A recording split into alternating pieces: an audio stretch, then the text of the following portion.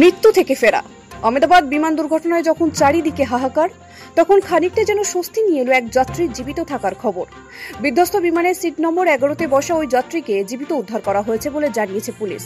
Ahmedabad police commissioner জানিয়েছেন, seat 11-তে বসা এক যাত্রীকে জীবিত পাওয়া গিয়েছে। তিনি হাসপাতালে চিকিৎসাধীন।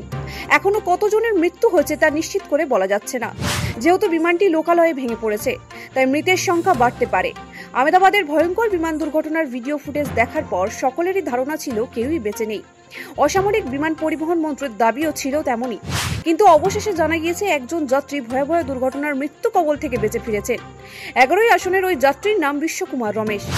বৃহস্পতিবার বিমানটি দুপুরে আহমেদাবাদ বিমানবন্দর থেকে ওড়ে ব্রিটেনের গ্যাটউইক বিমানবন্দরের উদ্দেশ্যে রওনা দিয়েছিল সেটি, কিন্তু ওড়ার 5 মিনিটের মধ্যেই তা গুজরাটের মেঘানীনগরের লোকালয়ে ভেঙে পড়ে।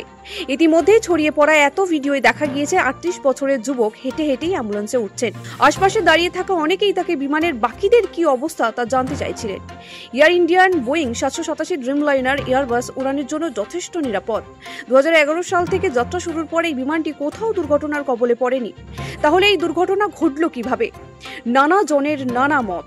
কেউ কেউ বলছেন বিমানের ইঞ্জিনে যান্ত্রিক গোলযোগ ছিল।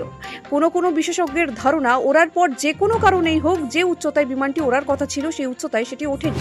কারো ধারণা বিমানটি পাখির সঙ্গে ধাক্কা খেতে পারে। এয়ার ইন্ডিয়া জানিয়েছেন, বিমানে সওয়ার 242 জনের মধ্যে 230 জন যাত্রী ছিলেন, বাকি 12 জন ক্রু বা কর্মী। যাত্রীদের মধ্যে 53 জন ব্রিটিশ, 7 জন পর্তুগিজ নাগরিক এবং 169 জন ভারতীয়।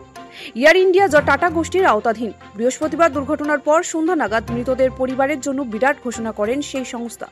নিজেদের সমাজ মাধ্যমে তারা জানায়, মৃতদের পরিবারকে ক্ষতিপূরণ বাবদ 1 কোটি টাকা দেওয়া হবে। পাশাপাশি যারা আহত হয়েছে তাদের চিকিৎসার দায়িত্ব নিয়েছে টাটা গোষ্ঠী। ব্যুরো রিপোর্ট, সময়, কলকাতা।